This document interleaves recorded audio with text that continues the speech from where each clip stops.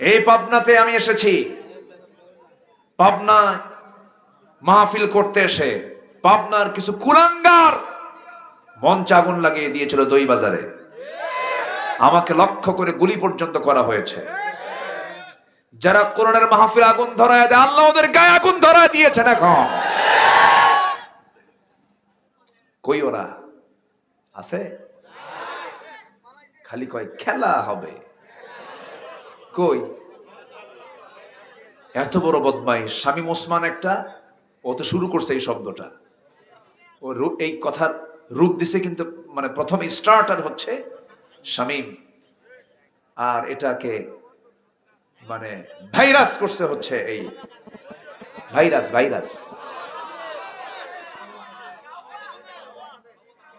আমি কই প্রতিবন্ধী না, প্রতিবন্ধী। মানুষ এত জঘন্য হয়, কোথায় গেল তারা? কি দাপট, কি প্রভাব, কি চাপা ওদের! ওরে বাপরে, চাপার ঠেলায় মানে চাপা এত শক্ত, ট্রাকের চাকা পড়লো চাপা ভাঙবে না, এত শক্ত চাপা। কিন্তু কই গেল? আদর্শ থাকতে হয়। কি থাকতে হয়? আদর্শ। আদর্শের কোনোদিন পরাজয় হয় না। ওর আদর্শ নাই, এই জন্য পরাজিত হয়েছে। ঠিক কিনা বলেন? আদর্শের কোনো পরাজয় হয় না। আমার বন্ধুগণ, একটু কান লাগাতে হবে। আমি কিন্তু শুরু করেছি একটা কথা দিয়ে, সেটা হলো যেমন করি হোক জাহান্নামে যাওয়া যাবে না। আমরা যেতে চাই কোথায় বলুন? কোথায় যেতে চাই? বাপের ভিটাই ফিরে যাব। জোরে বলি ইনশাআল্লাহ। বাপের ভিটা কোথায়? ঠিক আছে তো? অনেকে চিন্তায় পড়ছে, হুজুর বাপের ভিটা মানে এই তো বেড়া। বাপের ভিটা কোথায়? জান্নাত। আমার আব্বা এবং আমার আম্মা জান্নাত থেকে এসেছেন। আমরা সেই জান্নাতে গিয়ে আবার ফিরে জান্নাতের খাবার খাবো। জোরে বলি ইনশাআল্লাহ। জান্নাতের খাবার চিন্তা যদি থাকে, তাহলে বিড়ি খাওয়া বাদ দিতে হবে। কিন্তু রাজি আছেন তো? পান খান, সমস্যা কি? এই যে পান খাচ্ছেন উনি, পান খান না? হ্যাঁ, পান খান। তাই আলহামদুলিল্লাহ, মাশাআল্লাহ। পান খাবেন না কেন? পান খান, কোনো আপত্তি নেই। পান বুড়ো বয়সে আমার দাদার মুখ থেকে পান আমি দাদার থেকে নিতাম। দাদা চাবাতো, আবার হাতে দিত, হাতে দিয়ে সেটা আবার মুখে নিতাম। আছেন এরকম দাদার সাথে? এরকম মজার আছে না সময়? হ্যাঁ, পান খান, সমস্যা নাই। পানের রস পেটের জন্য ভালো। কিন্তু পানের সাথে আবার হাকিমপুরি রহমতুল্লাহ আলাইহি কেন? এখানেও প্রশ্ন আছে। কে হুজুর কাউকে বাদ দিচ্ছে না, সবাইকে ধরছে। কিন্তু কোন নেশার দিকে যাওয়া যাবে না। নামাজ নেশাকে নেগেটিভ বলেছে, ওযু নেশাকে নিষিদ্ধ করেছে। ওযু কি? ওযুর শিক্ষা কি বিড়ি খাওয়া? ওযু মানে কি? ওযু মানে হচ্ছে কোনো গন্ধ থাকবে না, মুখ পরিষ্কার থাকবে, হাত পা পরিষ্কার থাকবে। যে ওযু করেনওয়ালা মানুষ, সে হবে গোটা পৃথিবীর সবচাইতে পরিচ্ছন্ন পবিত্র একটা মানুষ। ওযু তো এটাই শেখায়। ওযু নাই, নামাজ নাই, এটা কেমন জীবন হলো রে ভাই? সাইয়েদনা বেলাল দুনিয়াতে বসে রাসূল জান্নাত ঘুরতেছেন, আর জান্নাতের হাঁটার আওয়াজ রাসূল শুনতেছেন। দুনিয়াতে এসে বলছেন, বেলাল তুমি আসো দুনিয়াতে, কিন্তু তোমাকে আমি জান্নাতে তোমার আওয়াজ শুনলাম, তুমি কি আমল করো? তিনি বলেন, হুজুর আমি সবসময় ওযুর উপরে থাকি, এবং ওযু করা মাত্র আমি 2 রাকাত নফল নামাজ পড়ি। সম্মান বাড়বে ওযু আর নামাজে। আমরা সম্মান বাড়াবো না কমাবো? বলেন তো। বাড়াবো। ওযু বানাবো আর কি করব? নামাজ পড়ব। নামাজি প্রশান্তি আমার আপনার জন্য। পৃথিবীর কোনো কাজে আপনি এত মজা পাবেন না। বৈঠকে বসবেন মজা পাবেন না, আড্ডায় বসবেন মজা পাবেন না, কারণ সব অস্থায়ী, ক্ষণস্থায়ী। কিন্তু আমি আপনি যখন মরে যাব, সেদিন কোনো বন্ধু খুঁজে পাওয়া যাবে না, সেদিন কোনো আত্মীয় খুঁজে পাওয়া যাবে না। যিনি আমার দুনিয়াতেও বন্ধু, কবরও বন্ধু, মিজানও বন্ধু, পরকালে বন্ধু, তিনি আমার কে? আসতে বলবেন না কে? আল্লাহকে খুশি করতে হবে। নামাজ দিয়ে শুরু করবো আমাদের জীবন। কুল ইন্না সলাতি ওয়া নুসুকি ওয়া মাহইয়ায়া ওয়া মামাতি লিল্লাহি রাব্বিল আলামিন। আমার সালাত, আমার কোরবানি, আমার জীবন, আমার মরণ সব হবে কার জন্য বলুন? আসতে বলবেন না, কার জন্য বলুন? আল্লাহ যত অপরাধ বান্দা করে, এর মধ্যে একটা অপরাধের ব্যাপারে আল্লাহ রাব্বুল আলামিন সবচেয়ে বেশি মন খারাপ করেন, সবচেয়ে বেশি রাগান্বিত হন, সেটা হলো নামাজ যদি কোনো বান্দা ছেড়ে দেয়। সূরা মারিয়ামের ভিতরে আসছে, যে আয়াতকে সামনে রেখে আমি আজকে কথা শুরু করেছি, নামাজ দিয়ে শুরু করেছি। আমার বন্ধুগণ, মহান রব্বুল আলামিন এক জায়গায় বলছেন সূরা মারিয়ামের 59 নম্বর আয়াতে, ফাখালাফা মিন বা'দিহিম খালফুন আদাউস সালাত ওয়াত্তাবাউশ শাহাওয়াতি ফাসাউফা ইয়ালকাউনা গায়্যা। এই দুনিয়ার জীবনে যারা নামাজকে নষ্ট করে ফেলবে, মহান রব্বুল আলামিন বলেন আমি তাকে শুধু জাহান্নাম নয়, জাহান্নামের গর্ত, গাই নামক গর্তের মধ্যে ঢুকায় দেব। জোরে বলি নাউজুবিল্লাহ। জেল খাটছেন তো নাকি? খাটছেন নাই? তাহলে কি হলো? হ্যাঁ? খাটছেন 7 বছর মাত্র, 7 বছর। আল্লাহ, আপনি গেছেন?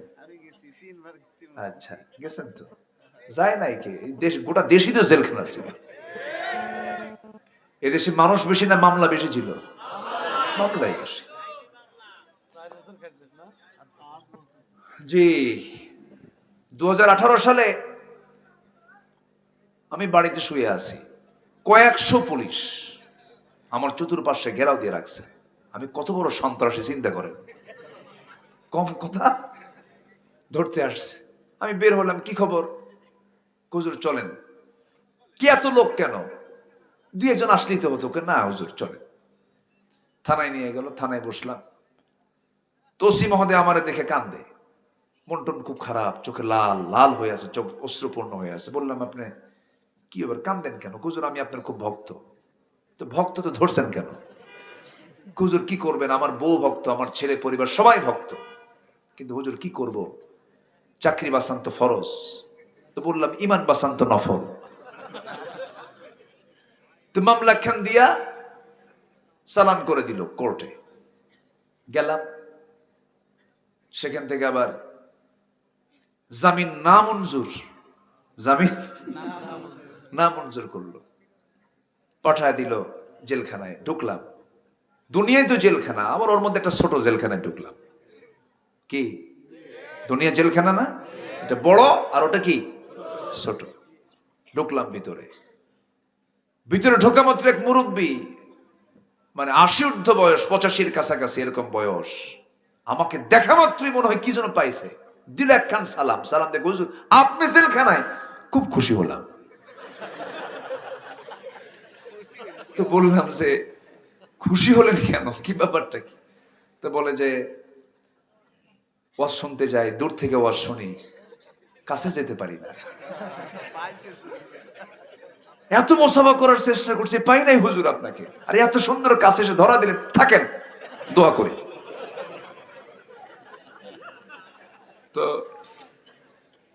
বললাম চাচা আপনি বুড়া বয়সে শীতের ভিতরে, তখন নভেম্বর মাস, শীত পড়ে গেছে, নভেম্বরের শেষের দিকে, 2018 সাল, নির্বাচন ডিসেম্বরের শেষে, তার আগ দিয়ে। নির্বাচন তো না, নির্ধারণ, বোঝেন নাই? ওরা তো ওইগুলোই করছে, মানে মরা দাদিও ভোট দিতে গেছে। তা আমি বললাম চাচা আপনি জেলখানায় কেন? কে বাবা বোমা হামলা, বোমা হামলা।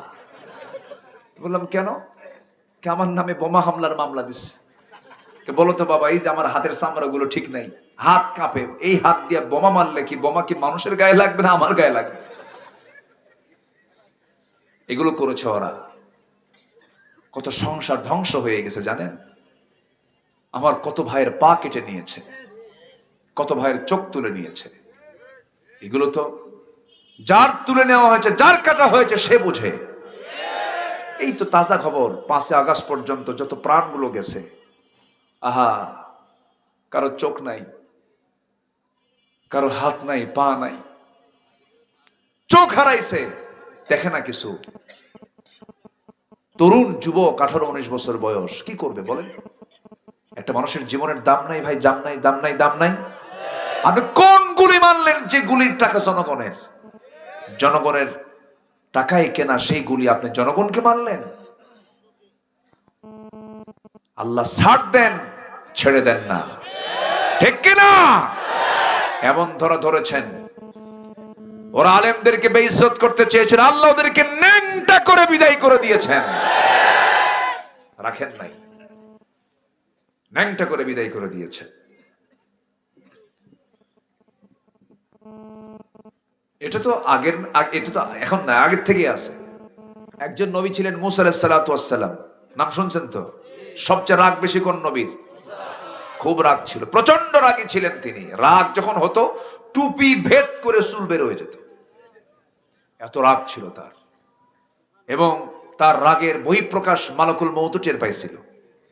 জান কবজ করতে আসছে, মারছে থাপ্পড়, এক থাপ্পড় খায় শীত হয়ে পড়ে আছে মালাকুল মউত।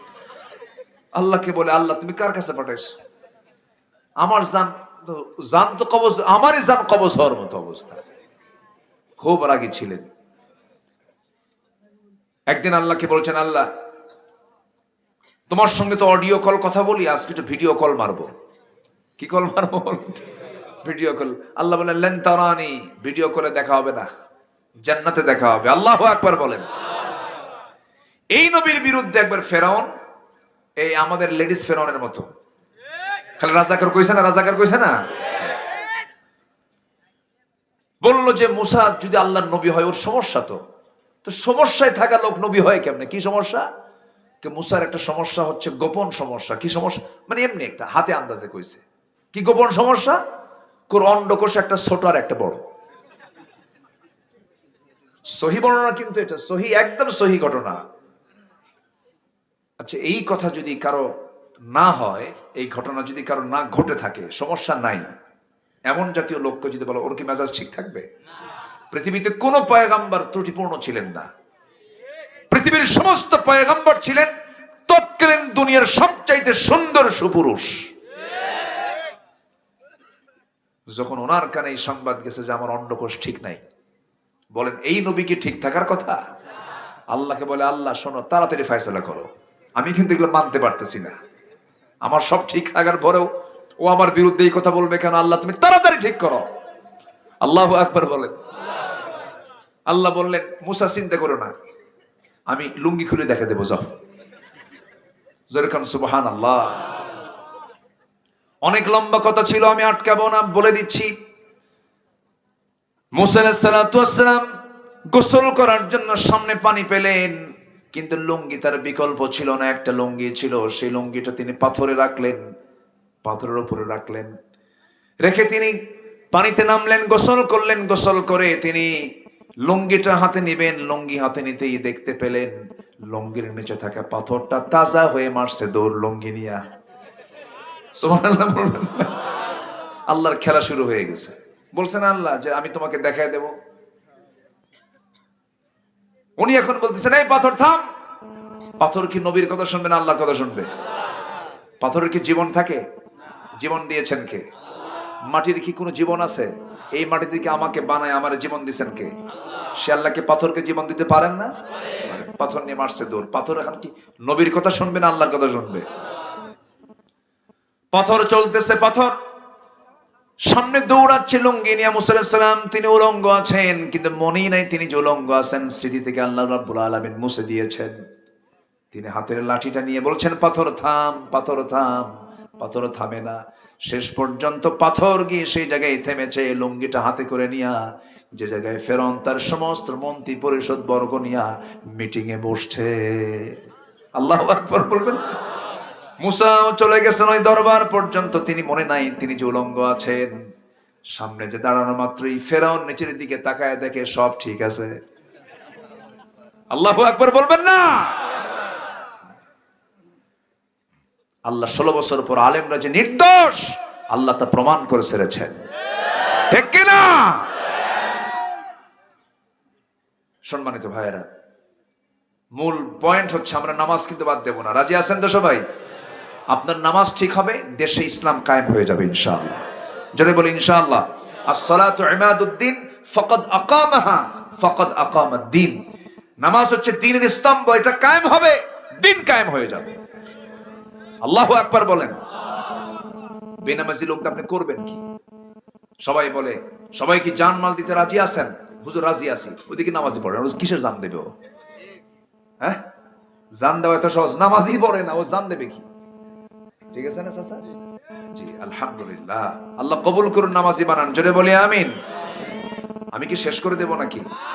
দুই একজন ওঠে, ধরেন তো। এই বসেন, রাগ করতেছেন?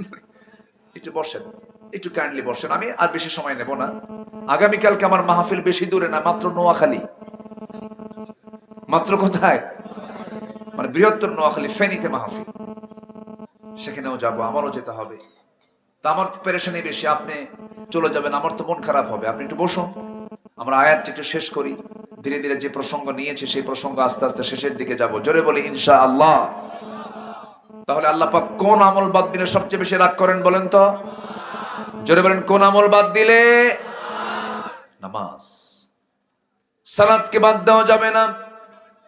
আবার আল্লাহ রাব্বুল আলামিন মুমিনদের যত গুণ বর্ণনা করেছেন, সব জায়গায় নামাজের কথা আগে বলেছেন। মহান রাব্বুল আলামিন বলেন, قد أفلح المؤمنون الذين هم في صلاتهم خاشعون। জোরে বলুন আল্লাহু আকবার। প্রকৃত মুমিন তো তারাই, ওই সমস্ত মুমিনগুলো সফল যারা নামাজটাকে খুব সুন্দর করে খুশুর সঙ্গে আদায় করে। আপনি কি জানেন, বান্দা যখন নামাজে দাঁড়ায়, আল্লাহ বান্দার সামনে সরাসরি দাঁড়ায় যায়। আল্লাহ আমাকে মাফ করতে চান বলেই আল্লাহ বলছেন, বান্দা তুই আমার সামনে নামাজে দাঁড়া, আমি তোর সব গুনাহ মাফ করে দেব। গুনাহ মাফের জায়গাই হলো নামাজ। গুনাহ মাফের জায়গা কোথায়? নামাজ। নামাজ আমরা কেউ ছাড়বো? সবাই পড়তে রাজি আছেন তো? কয় ওয়াক্ত নামাজ? কয় ওয়াক্ত নামাজ? একটা হাদিস আমার কাছে মানে ওই হাদিসটা যখন আমি পড়ি, আমার কাছে খুব আশাজনক মনে হয়। রাসূল শুধু বলেছেন শেষের দিকে এসে, যখন তিনি মারা যাবেন, সর্বশেষ শুধু বলেছেন, আমার উম্মত আয়েশা বলে দিও, আমার উম্মতরা যেন নামাজটা না ছেড়ে দেয়। আল্লাহু আকবার বলেন। তার দরদ আমাদের দিকে কম না বেশি? তিনি চান যে আমার কোন উম্মতকে রেখে আমি জান্নাতে যাব না। তার চাওয়া এটা। এই জন্য তিনি বলেছেন, আমার উম্মতরা যেন নামাজটা না ছেড়ে দেয়। আমি আল্লাহকে বলবো। আল্লাহু আকবার। কি দরদ তার! সারা জীবন তিনি কেঁদেছেন, কবরে শুয়ে শুয়ে কাঁদতেছেন। কাল হাসরের ময়দানে সবাই বলবে নফসি নফসি, আমার নবী বলবেন উম্মতি উম্মতি। আমার নবীজি একদিন আবেগ আপ্লুত হয়ে পড়লেন। সাহাবীরা বলেন, হুজুর আপনি কাঁদেন কেন? রাসূল বলেন, সাহাবীরা আমি তো মরে যাব, হাসরের ময়দানে তোমরা আমাকে যদি কোথাও না পাও, আমাকে খুঁজবা তিন জায়গায়, যে কোনো একটা জায়গায় তোমরা আমাকে পেয়ে যাবা। সাহাবীরা বললেন, ইয়া রাসূলুল্লাহ, কোন কোন জায়গায় খুঁজবো একটু বলে দেন। রাসূল বললেন, নাম্বার 1 হলো মিজানে খুঁজবে, যদি না পাও। পুলসিরাতে খুঁজবে, সেখানেও যদি না পাও, তোমরা আমাকে হাউজে কাউসারে খুঁজবে, অবশ্যই আমার সাক্ষাৎ সেখানে মিলে যাবে। হাউজে কাউসারের পানি জান্নাতের পেয়ালা দিয়ে তোমাকে পান করাবো, জনমের মতো তৃষ্ণা নিবারণ হয়ে যাবে। আমি তুমি দুজন মিলে একসঙ্গে জান্নাতে প্রবেশ করব। জোরে বলি সুবহানাল্লাহ। আমার নবীজির জীবনের শেষ মেসেজটা ছিল নামাজ। আসসালাত আসসালাত ইমাম লাকা ইমানুকুম। রাসূল যখন মারা যাবেন, আমার নবীজি একাধিক স্ত্রীর মধ্যে আম্মা জান আয়েশার ঘরকে তিনি চয়েস করলেন, ভিতরে ঢুকলেন। ঢুকে বলছেন, আয়েশা রে, শরীরটা প্রচন্ড খারাপ, জ্বর, প্রচন্ড মাথা ব্যথা, আর আয়েশা কেমন যেন গোটা শরীর কামড়াচ্ছে। শেষ জীবনে আমার নবীজির দেহের মধ্যে বিষক্রিয়া দেখা দিয়েছিল। নবীজিকে দুনিয়া থেকে বিদায় করার জন্য ইহুদিরা খাবারের মধ্যে বিষ ঢুকাইছিল। কি ঢুকাইছিল বলেন? বিষ ঢুকাইছিল। দুজন সাহাবী এট এ টাইম সেখানে মারা যান। নবীজি বেঁচে যান, কিন্তু মৃত্যুর পূর্বে সেই বিষক্রিয়া যখন দেখা দিল, আমার নবীজি প্রচন্ড কষ্ট পাচ্ছিলেন। বলছেন, আয়েশা রে, প্রচন্ড মাথা ব্যথা, একটু মাথায় পানি ঢেলে দাও তো। মাথায় পানি ঢেলে দেওয়া হলো। নবীজি এবার বলছেন, আয়েশা, শরীরটা প্রচন্ড খারাপ, মনে হয় বাঁচবো না, আমাকে মাফ করে দিও আয়েশা। আমার মুখটা কেমন যেন একটু গন্ধ গন্ধ মনে হচ্ছে, একটা মেসওয়াক এনে দাও তো। মেসওয়াকের জন্য যখন বললেন, তিনি কেমন করে আনবেন, কারণ নবীজি তার উরুতে মাথা রেখে ঘুমাচ্ছেন। সেই সময় তার ভাই আব্দুর রহমানকে ডাক দিয়ে বলছেন, ভাই আব্দুর রহমান, একটা মিসওয়াক এনে দাও। মিসওয়াক এনে দেওয়া হলো। নবীজি মিসওয়াক দিয়ে সম্পূর্ণ করলেন, তার মুখটা পরিষ্কার করলেন। এখান থেকে একটা বিষয় জেনে নেন, নবীজির জীবনের শেষ ব্যবহারিক আমল হলো মিসওয়াক করা। কি করা বলেন? মিসওয়াক করা। তাহলে দেখুন পরিচ্ছন্নতার গুরুত্ব আছে না নাই বলেন? আছে। আল্লাহর জিকির তো এই মুখ দিয়ে হয়। এই মুখের মধ্যে হারাম কিছু নেওয়া যাবে না, হারাম কোনো খাবার নেওয়া যাবে না, হারাম কোনো কথা মুখে নেওয়া যাবে না। যার মুখটা পরিচ্ছন্ন রাখবে আল্লাহ রাব্বুল আলামিন ওই বান্দাকে জান্নাত দিয়ে দিবেন। জোরে বলি সুবহানাল্লাহ। আযমানা লাহুল জান্নাহ, রাসূল বলেছেন আমি তার জন্য বেহেশতের জামিন হয়ে যাব। আমার নবীজি এরপরে বলছেন আয়েশা আমি মনে হয় দুনিয়া থেকে বিদায় হয়ে যাব, দেখো তো আমার কলিজার টুকরা মেয়ে ফাতিমাটা কোথায়? ফাতিমার নাম নিতে দরজায় হাজির হয়ে গেছেন। রাসূল তাকে কাছে টানলেন। সিয়াসিতের হাদিস আমার নবীজি করলেন কি, ফাতিমার কানের মধ্যে নবীজি মুখ ঢুকায়া মুসকে মুসকে হাসি মেরে বলছেন ফাতিমা রে, দুনিয়ার জীবনেও তুমি আমার কাছে, কবরের জিন্দেগিতেও তুমি আমার কাছেই থেকে যাবে। আমার নবীর ইন্তেকালের 6 মাস পর তিনি দুনিয়া থেকে বিদায় নিলেন। রাতের বেলা আবু যর গিফারীকে রাসূল স্বপ্নের মধ্যে দেখিয়ে দিলেন, বললেন আবু যর আমার কলিজার টুকরা মেয়ে ফাতিমা দুনিয়াতে নাই, কবর খনন করো। তিনি ঘুম থেকে উঠলেন, রাসূলকে স্বপ্নের মধ্যে দেখলেন। এইদিকে ফাতিমা বলেছেন আমার স্বামী আলী শরীরটা আমার খারাপ, দিনের বেলা মরলে পরও কাউকে জানাবেন না, রাতের বেলা যদি আমি মরে যাই কাউকে বলবেন না, দুই একজন প্রতিবেশীকে ডাক দিয়ে রাতের বেলায় জানাজা দিয়ে দিবেন। অসংখ্য লোকের মাঝে আমাকে দাঁড় করাবেন না, আমাকে সামনে রাখবেন না। অন্তত আমাকে না দেখলেও আমি কতটুকুন লম্বা, কতটুকুন খাটো, কতটুকুন চিকন, কতটুকুন মোটা অনুমান করবে আমার পর্দার খেলাফ হয়ে যাবে। রাতের বেলা কয়েকজনকে নিয়ে আপনি আমার যা কাফন দাফন করে দিবেন। সাইয়েদনা আলী কাউকে বললেন না তেমন ভাবে রাত্রে বেলায় দাফন করবেন। কিন্তু আবু যর গিফারী রাতের গভীরে সে দরজায় নক দিয়ে বলছে ভাই আলী তাড়াতাড়ি দরজা খোলো, কি হয়েছে? তোমাকে তো কিছুই বলা হয় নাই। কেঁদে কেঁদে বলছেন রাসূল আমাকে স্বপ্নে জানিয়েছেন ফাতিমা নাই। তিনি কবর খনন করার জন্য চলে গেছেন। কবর খনন করতেছেন। আবু যর গিফারী খুব আবেগী একজন সাহাবী ছিলেন। তিনি যখন ইসলাম গ্রহণ করেন রাসূল তাকে বলেছেন আবু যর দিন গ্রহণ করেছ, মক্কার হাওয়া ভালো না, প্রকাশ্যে কোথাও কিছু বলার দরকার নেই, তোমার গোত্রে গিয়ে কালিমার দাওয়াত দাও। কালিমার দাওয়াত নিয়ে তিনি তাওহীদের দাওয়াত নিয়ে রাসূলের কাছ থেকে কালিমা নিয়ে তিনি যখন বের হলেন, যাবেন গেফার গোত্রে চলে যাবেন, কিন্তু কাবার দরজার দিকে তাকায় ভাবতেছেন এত বড় মহাসত্য আমি কেমন করে আড়াল করি। চিৎকার মেরে কাবার দরজার সামনে দাঁড়ায় বললেন আশহাদু আল্লা ইলাহা ইল্লাল্লাহ। আবু জেহেলের সন্ত্রাসী বাহিনী আক্রমণ করে বসলো, মারতে মারতে রক্তাক্ত করে জমিনে ফেলে দিল, মরা মরা অবস্থা। আবু জেহেল হঠাৎ করে এসে বলতেছে কে? এই যুবকের পরিচয়টা কি? হঠাৎ করে প্রশ্ন করছে ওই যুবক তোমার বাড়ি কোথায়? আমি গেফার গোত্রের মানুষ। আবু জেহেল বলল খবরদার খবরদার, এই লোকটাকে মারা যাবে না, মরে যদি যায় তাহলে আমাদের ব্যবসা বন্ধ হয়ে যাবে, ওই দিক দিয়ে আমাদের বাণিজ্য কাফেলা চলে। আবু যর গিফারী মুক্ত হয়ে গেলেন। অনেকদিন পর রাসূল যখন বিজয়টা পেয়েছিলেন সেই সময় বলেছেন আবু যর তোমাকে মানা করার পর তুমি কেমনে প্রকাশ্যে কালিমার দাওয়াত দিলা? আবু যর গিফারী বলেন হুজুর আমার মন চাচ্ছিল হকের কথা বলে বলে আমি শহীদ হয়ে আল্লাহর জান্নাতে চলে যাব। জিকির করি লা ইলাহা,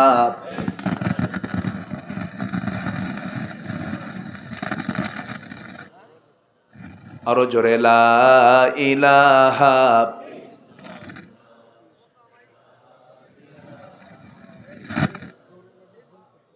আরো জোরে লা ইলাহা,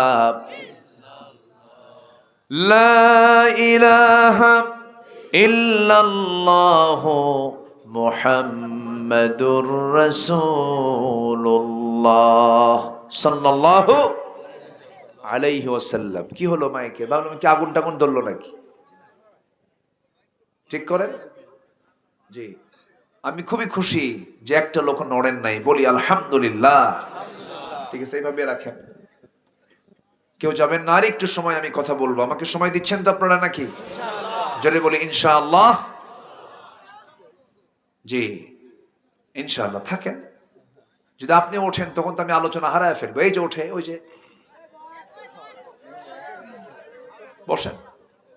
আব্বা বসে, এদিকে কি কয়, বেটা কয় না বেটা নাকি, হ্যাঁ কি কয়, গেদাও কয়, হ্যাঁ? জি বাজান, হ্যাঁ বাজান শব্দটার মধ্যে অনেক আদর আছে, বলি আলহামদুলিল্লাহ। সে আবু যার গফারি রাদিয়াল্লাহু তাআলা আনহু রাতের গভীরে গিয়ে বলছে, আলী আমি শুনেছি ফাতিমা নাই, চলে গেছেন কবরে, কোদাল নিয়ে কবর খনন করছেন, অস্থির হয়ে যাচ্ছেন। আহারে নবীর দেহের কলিজার টুকরা ফাতিমাও গেল, রাসূলও গেল, কাঁদতেছেন। কবর খনন করতে করতে চোখের পানি ফেলতে ফেলতে এক পর্যায়ে সেন্সলেস হয়ে যাওয়ার মতো আবু যার গফারি কবরকে লক্ষ্য করে আবেগ তাড়িত হয়ে কিছু কথা বলছেন।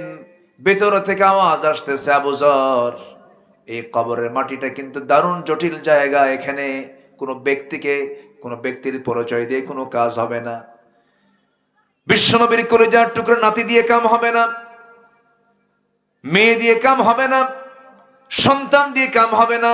কবর এমন একটা জায়গা, এখানে কোনো বংশ পরিচয় দিয়ে কোনো কাজ হবে না। এই জায়গায় 5 নাম্বার তুলতে হলে লাগবে হলো নামাজ আর ঈমান, ঠিক কি না? এখানে আমল লাগবে, ঈমান লাগবে, নামাজ লাগবে, দ্বীন লাগবে, শরিয়ত লাগবে, তাহলেই এখান থেকে নাজাত পাওয়া যাবে। আল্লাহু আকবার বলে। আবু যার গফারি ওই কবরের মাটি যখন তিনি কাটতেছিলেন সেন্সলেস হয়ে পড়লেন। ওই যে সংসার ছেড়েছেন, সংসার জীবনে আর আসতে পারেন নাই, তিনি কাঁদতে কাঁদতেই দুনিয়া থেকে বিদায় নিয়েছেন। দুনিয়া কি আসলে কি হাসার জায়গা না। পৃথিবীর প্রথম ভাষা মার পেট থেকে নেমেই আমার মুখ থেকে বের হয়েছে কান্না না হাসি? বলেন, হাসা না কাঁদা? কাঁদা। আমি কেঁদেছি। পৃথিবীটা কাঁদার জায়গা, আমরা কাঁদবো বেশি, হাসবো কম। সম্মানিত ভাইয়েরা, তাহলে যদি কোরআনকে প্রশ্ন করে, কোরআন তুমি বলো তো কোন অপরাধের শাস্তি সবচাইতে বেশি? চোখ বন্ধ করে বলবো আমরা, নামাজ ছেড়ে দেওয়ার শাস্তি সবচাইতে বেশি। গাই নামক গর্তের মধ্যে আল্লাহ পাক ঢুকাবেন। গাইয়ুন, এটা এমন একটা গর্ত যে গর্তকে জাহান্নাম পর্যন্ত ভয় পায়। জাহান্নাম ভয় পায়। চিন্তা করছেন আপনি যে জাহান্নামের মুখের মধ্যে সূর্য ছেড়ে দিলে সূর্য হেরে যাবে, কি হবে? হেরে যাবে। এত বড় একটা জাহান্নাম পর্যন্ত এই গর্তকে ভয় পায়। গর্ত এত ভয়ঙ্কর। বেনামাজিকে ওই জায়গায় ঢুকানো হবে, নফসের দাসত্ব করবে যারা তাদেরকে ঢুকানো হবে, জেনাকারকে ঢুকানো হবে, মদ্যপায়ীকে ঢুকানো হবে, সুদখোরকে ঢুকানো হবে। সুদখোর বুঝি পেড়া উপজেলা একটাও খুঁজে পাওয়া যাবে না। আছে? এই সময় কেউ উঠেন না, উঠলে ভাববো ওটাই সুদ খায়।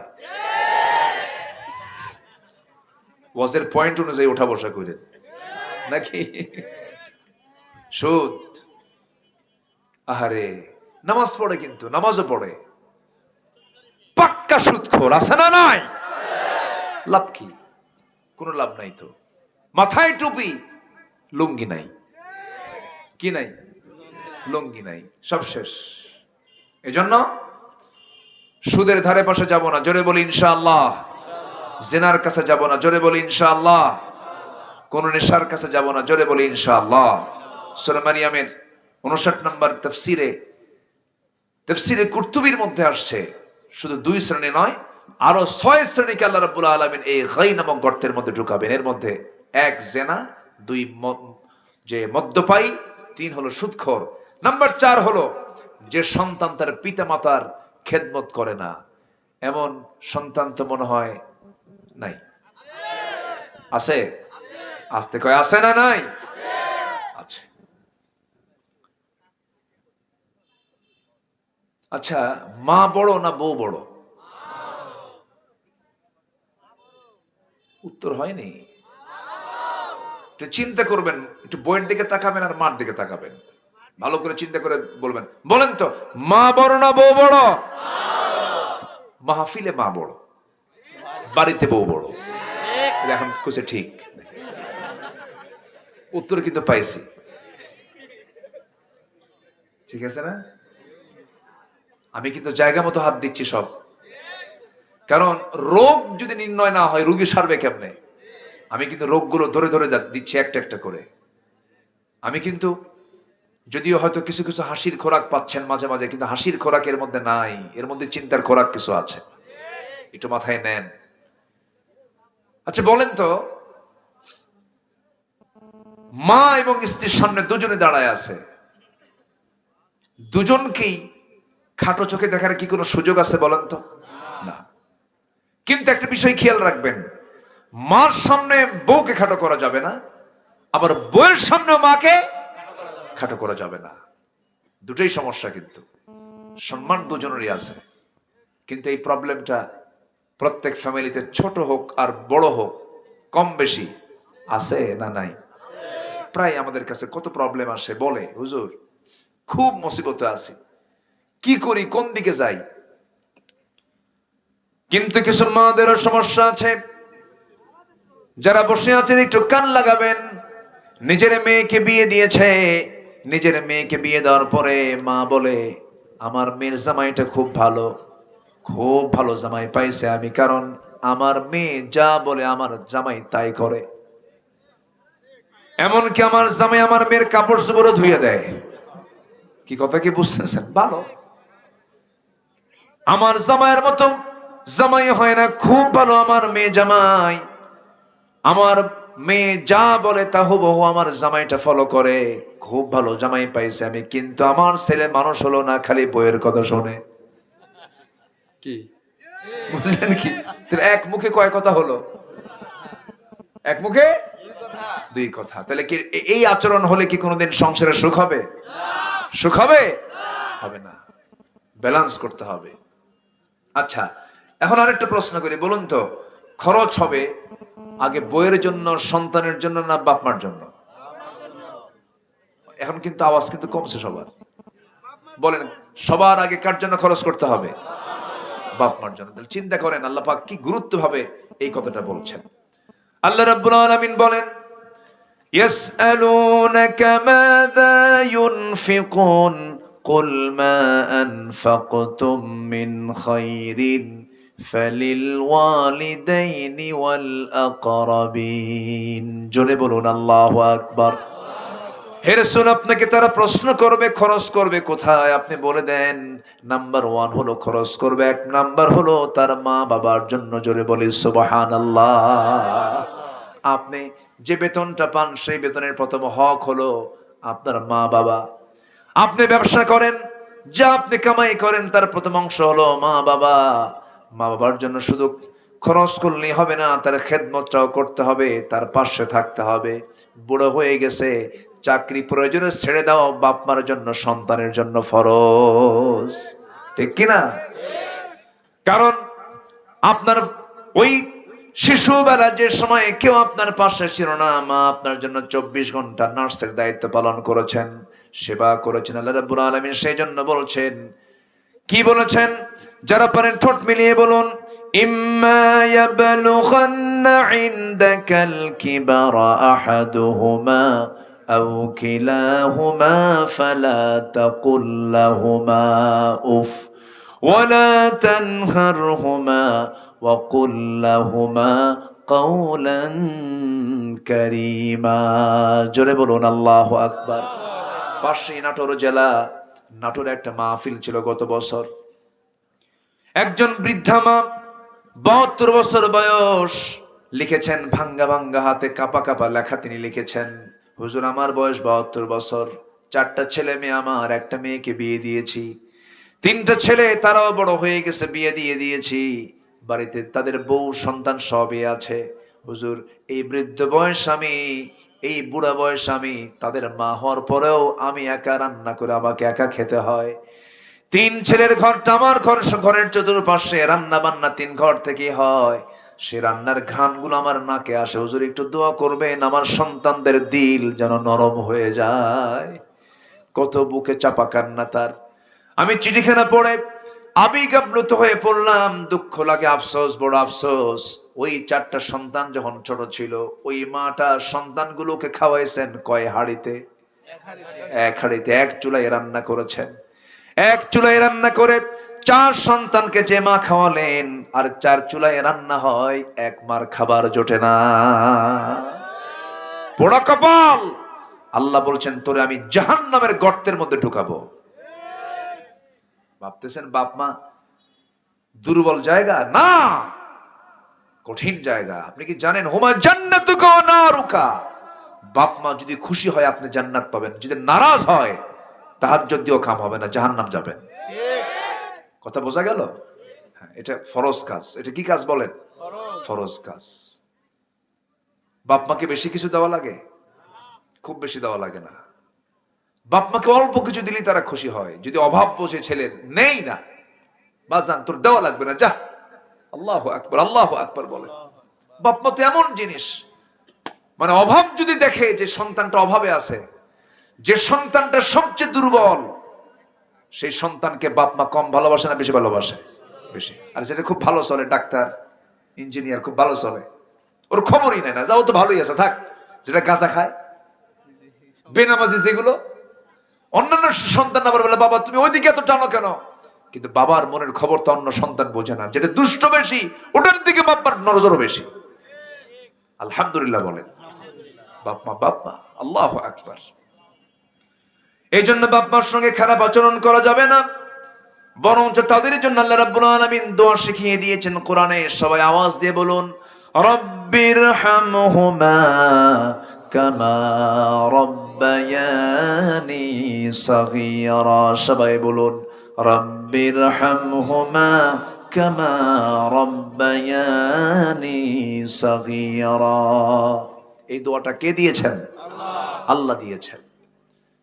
বাপ মা বুড়ো হয়ে যাবে, সেবা তোমার জন্য ফরজ হয়ে যাবে। বৃদ্ধাশ্রম নয়, বৃদ্ধাশ্রমে তারাই রেখে আসে যারা সন্তান হিসেবে কুসন্তান, যারা তারাই বাপ মাকে বৃদ্ধাশ্রমে রেখে আসে। আমি কি বলে গাজীপুর ভিজিট করেছি, কয়েকটা বৃদ্ধাশ্রম ওখানে হয়েছে। বৃদ্ধাশ্রম তো মুসলিম সোসাইটিতে এটা বেমানান। আমেরিকা হতে পারে, ইউরোপ হতে পারে, সেই দেশে তো কার বাপকে কোনো পরিচয় নাই, বাবার পরিচয় নাই। তো শেষ জীবনে এসে তো সন্তান বাপকে চেনে না, এখন কই যাবে এখন সে? বৃদ্ধাশ্রমে যায়। কিন্তু আমাদের নির্দিষ্ট পিতার পরিচয় আছে না নাই? আসতে বলবেন না, আছে না নাই? এই দেশে এটা বেমানান। কেন হবে এটা? এটা লজ্জাজনক বিষয়। এটা আজকে ভাত কাপড় যে দেয় না, এটা কি মূর্খ সন্তানরা না শিক্ষিত সন্তানরা? আচ্ছা, আর একটা প্রশ্ন করি, বলুন তো, তালাক যে বাড়ছে এখন, সেই তালাকটা মূর্খরা বেশি তালাক দেয় না শিক্ষিত লোক তালাক বেশি দেয়? চিন্তা করুন, কথাগুলো কিন্তু খুব চিন্তার বিষয়। শিক্ষা অর্জন করার ফলাফল যদি হয় বাপ মাকে না দেখা,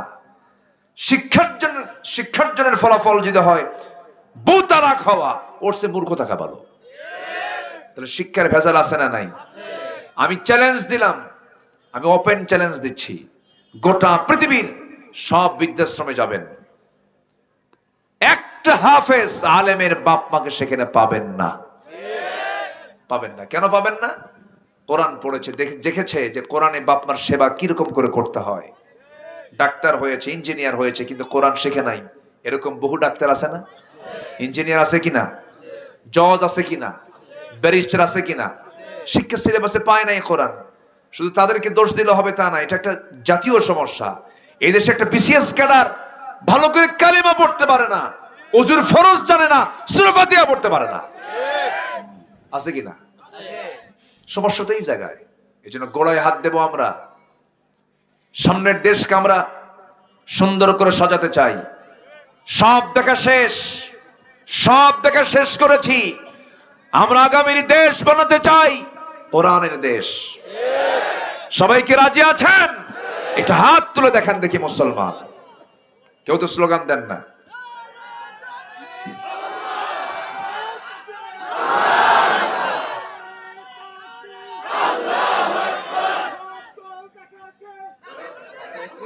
বাংলাদেশ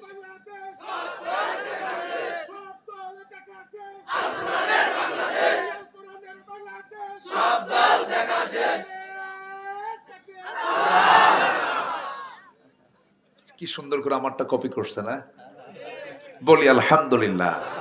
এটাই কথা, এটাই শেষ কথা আমার।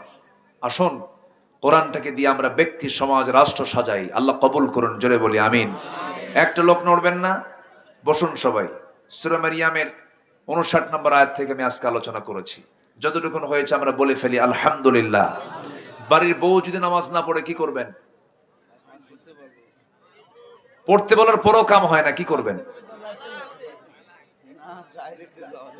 দেখছেন মার্ডার হবে, দেখছেন কি কয় তো।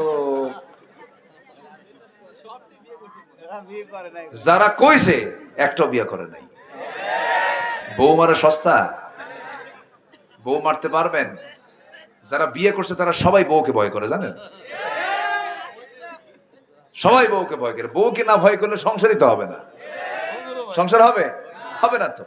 বাচ্চার বয়স 1 বছর, আপনি রাগারাগি করতেছেন, যা তোর মায়ের বাড়ি। যদি একবার কয় যে গেলাম, বাচ্চা তুমি করে নাও, পারবেন? এক বেলা যদি 1 বছরের বাচ্চা নেন, কয়েকবার আসার খাবে, কেমনে? শেষে বলবেন সরি আমারই ভুল বাবা, তুমি থাকো। কি ঠিক কিনা?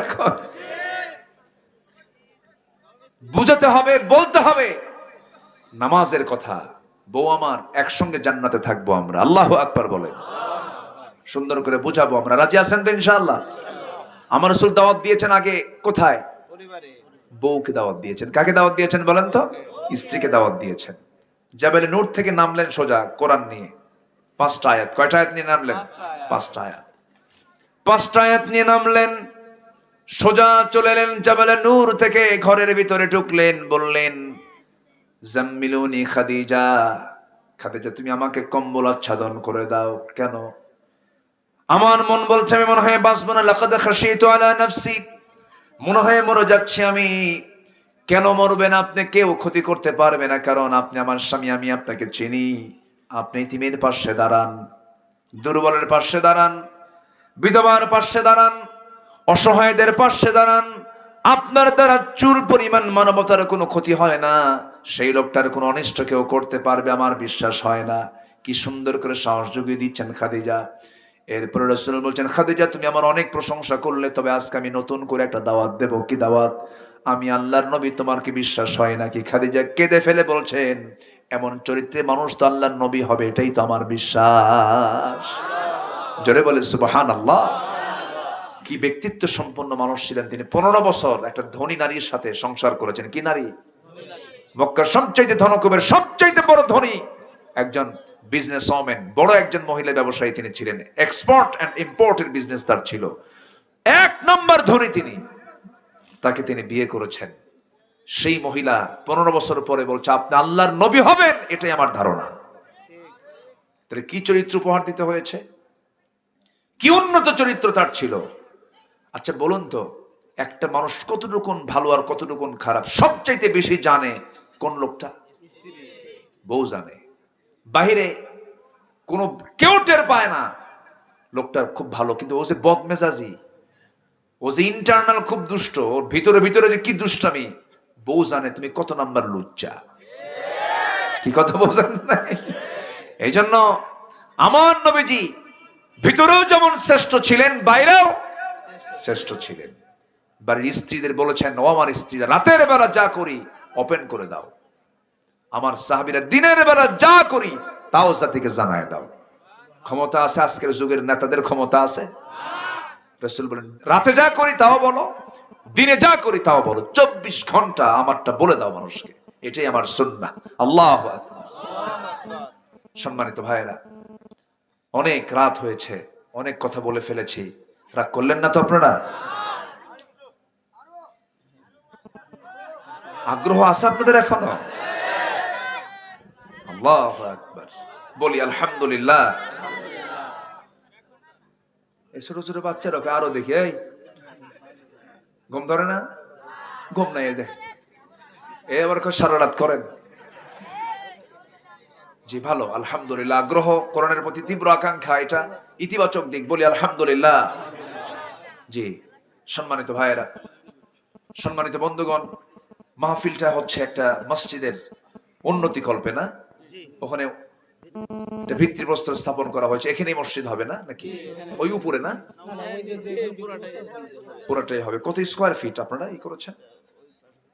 দেখলাম তো, ডিজাইন দেখলাম, অনেক সুন্দর। আল্লাহ তুমি ভাইদের নেক বাসনাকে তুমি আল্লাহ কবুল করো। জোরে বলি আল্লাহুম্মা আমিন। কেউ নড়বেন না, আমরা একসঙ্গে দোয়া করে এখান থেকে বিদায় নেব। জোরে বলি ইনশাআল্লাহ। সবাই নামাজের মতো করে বসি, তাশাহুদের সূরাতে বসে যাই। কালেকশন কি কিছু করতে হবে আবার? বলার সাহস পাচ্ছেন না।